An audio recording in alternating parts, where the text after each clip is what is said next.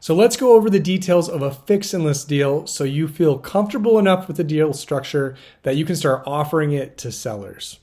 Right? All this is offering to do is to not only be the realtor, but also be an investor and contractor.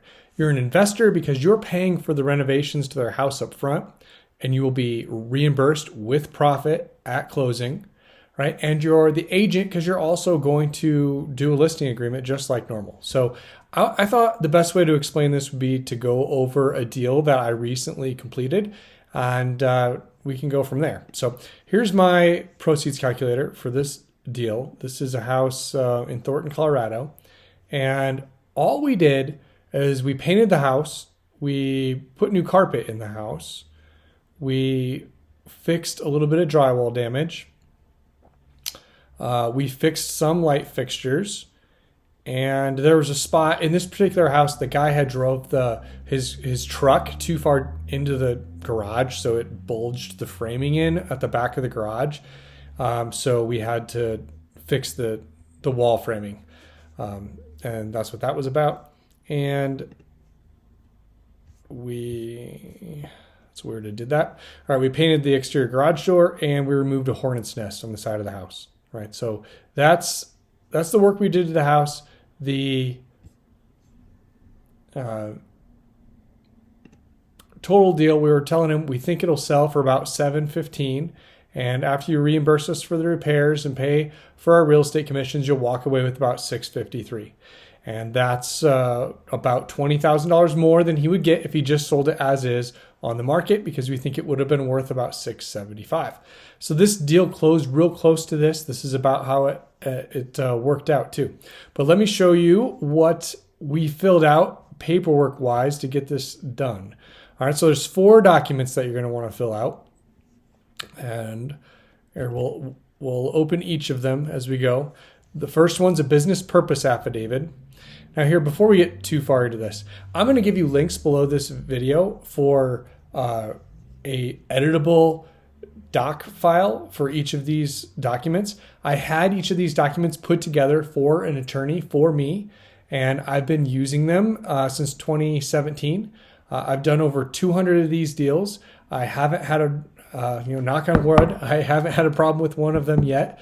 I think this is a great way to set up and structure this kind of deal. I spent a lot of time with my attorney up front getting these documents made. That being said, they are made for Colorado. Every state has individual rules and nuances. So you might want to have these documents looked over by an attorney that you're comfortable with in your state and have them modified for you before you start doing deals with them. Or, if you want to just blaze forward using my documents, you're welcome to do that too. Just know that you're doing so at your own risk. I'm happy to let you use what I've got, but I'm not happy to give you any kind of guarantee or take on any risk of what might happen with you using these documents in your own business. I'm just sharing with you what I'm doing in my own business. But in this affidavit, it pretty much is just stating that we're making the improvements to the house to improve the value, and it's for business purposes, that we're not giving them a consumer loan. And it's kind of odd that you think it's a loan, right? Because you're not giving them money, so to speak, but you kind of are, because they're not paying for the renovation until closing. So it's a pretty simple document here. It's a one pager that kind of bled onto the next page, and it needs, I meet the seller at the UPS store, whichever one's closest to their house, because they have notaries on staff there. And so we have it filled out with the notary, and I make a copy of all the documents, give them a copy, and I keep the originals that are notarized with me. And I'll show you what I do with the documents when we're done. But that's the first one, the business purpose affidavit. Here, let's look at the second one, is the construction services agreement. This is the longest one. This is pretty much just an agreement for me to be their contractor. And I have a PDF here that I've uploaded into my Realtor software. So you probably have software you use that streamlines the process of getting listing agreements signed and amendments and all that. Most of the time you can have a PDF that you upload in, PDF template that you can upload into your software. I use CTM contracts here in Colorado. I'm also a broker in Florida, and in Florida we use SIDE, it's called. SIDE. It's a different software but again, it's the same thing. I can upload a PDF as a template, and then you can kind of click and drag the fields you want to pre-populate. So when you do this, you can actually put these documents in your document, your real estate documents, and have it pre-fill the address. You're not having to put the address on every single page. Pre-fill in their name and their address, right? Name, and later on their name, address, and I guess that's really all it pre-populates is name and address. And then I have to manually put in the date and everything else on each document. You don't have to do it that way. You could just use the documents I gave you. You can print them off. You can write by hand in, or you can type in the blanks on every one. But in any case, whatever way you prefer, you need to fill out all these blanks on every one. So in this one, we give them the date we're going to start the work, the date we think we're going to finish the work, the contract sum. Now this contract sum, the $49,600, that is, let's see, we'll match the, so you'll notice $16,600 is the amount in the proceeds calculator, but then here I've got, find it again,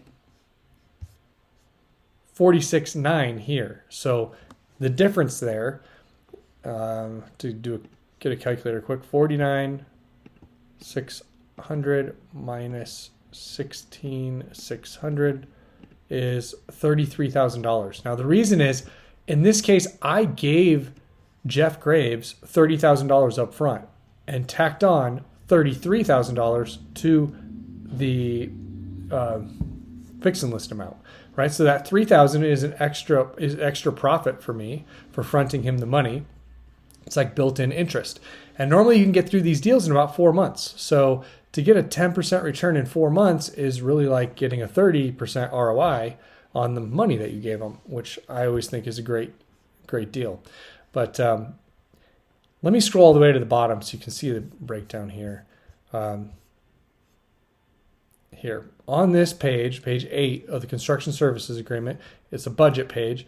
We put in the total budget and what it includes. So I have each line item here from the spreadsheet. Each of these guys I typed out as a line item. I have to get back down to page 8 here, and then I added the $30,000 up front to the owner. So we fill it out just like this on page 8. Here, we'll scroll back up to the top and go through it page by page. But so we put in their name, address, start date, finish date, total contract sum. They're going to initial here that this work is going to be paid for by a note and deed of trust, which are the next documents we'll go through. Their initial payment's always $0. When the work's done, they always owe me nothing, and then they always owe me at closing the rest. So that's this is how I fill out those on every single one. Then there's a bunch of legalese around the contract work here, all the way down to page 6. Page 6 is when both of us sign. This one doesn't need a notary. I still fill everything out at the UPS store, but the construction services agreement and the note don't need a notary. Here is the spec page. This is where I defined the color of paint. The idea here is everything you're doing, you want to define enough that you can check the box on you completed the work. Like for instance, the new light fixtures are going to be brushed nickel. So if there's brushed nickel light fixtures in there, you finish the work. But I also left it vague. I don't want to say the model of brushed nickel light fixtures, because then if that model number is unavailable or you can't get your hands on it, now you can't complete the scope of work, right? Like it's not a nice, tied up, neat, and done deal. So you want to be specific enough that no one could argue that you didn't do the work, and you want to be vague enough that you're allowed some grace to go get the materials that are available to get the work done. And then you have your budget that lines out the work to be done. Now these next pages, the promissory note and the deed of trust, is just attaching them to the construction services agreement, but nothing to be filled out. So that's the most complicated one, the construction services agreement. Then the next two are just a note and deed of trust, and they're just the standard note and deed of trust for the state of Colorado.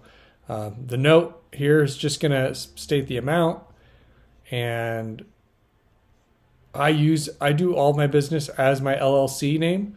You can either do business as your own name or you can create an LLC. The advantage of using an LLC is if one of these goes south and you're getting sued, all your personal possessions are not available to be, taken. But again, speak with an attorney about this. I think it's money well spent. Speak to an attorney about how you want to set this up. Anyway, then this is a super important date. This is our balloon payment date. And the reason we have that in here is they don't owe me till closing. And if I don't have a date in here that they owe me in full, if they don't sell it by that date, there's nothing to stop that seller from just saying, you know what, I don't want to sell the house anymore. I'm just going to live here, right? And they don't owe you till closing, which will never happen. So they're never going to pay you and you're screwed, right? So you have to have this balloon payment date in the contract. And I always put it 6 months out. 6 months is plenty of time to sell a house. If you can't sell in 6 months, you're not being aggressive enough on price. And it also helps you get that seller to do price reductions because they know that they have to get it sold to pay you by that balloon date. So this helps you not lose listings too, right? If you're doing a fix and list deal and they have to pay you by that balloon date and they don't have the money, then they have to sell, right? They can't just change their mind about selling and not renew your listing agreement. I also do a listing agreement that goes until that balloon payment date. I don't want them to be able to wait out my listing agreement and then go list the house with another realtor. So I line up those dates. And we got our legal description. I'll have my title company pull an O&E on the property, and that's where I get the legal description off the existing existing deed of trust, warranty deed. You'll see the legal description on those documents, and you can just copy it right in here. And the last document is a deed of trust that says everything that note does, except for this one is way longer, more legalese in it, and at the end of it, it gets notarized. Now, this document is the most important one. I want to show you here. Here's my signed one. After I met Jeff and we filled everything out at the UPS store, I printed these documents. He signed them with a notary. And then I sent this to my title company and said, hey, I want you to file this and then send me a copy of the filed deed of trust, right? Because this is how I make sure that I get paid. There's no way that he can sell the house out from underneath me because I have a lien. It's just a loan, just like if someone has a first loan and a second loan and you do this deed of trust, it'd be like a third loan, right? And they can't sell the property without clearing off this lien. So it's important. This is the one page when everything's done that you're going to scan, send it to your closer at your closing company and ask them to file this with the county. And the reason you want to do that with your closing company is they can easily electronically file all this stuff with the county. It's super quick and easy with them. You don't want to be wasting your time going down to the county and trying to figure out how to get something filed. Right. So that's all there is to this. I apologize that this was kind of a long, dry, boring lesson. But when you're going through filling out contracts, there's really, I don't think, a really very exciting or any other way to go through it, right? It's just long and boring. But you fill out these 4 documents, have the deed of trust filed by your title company with the county, and you're good to go. Oh, I'm sorry. There's 5 documents. You fill out these 4 documents. We're not going to go through the other document because you should be well versed in it. If you're a realtor, it's just a listing agreement, right? So you have the 4 fix and list documents and then a normal listing agreement that you'll fill out just like you would with any other normal listing. You don't need to tie that with this or anything. The only piece that goes together is you just make sure your balloon payment on the deed of trust matches your expiration date on your listing agreement.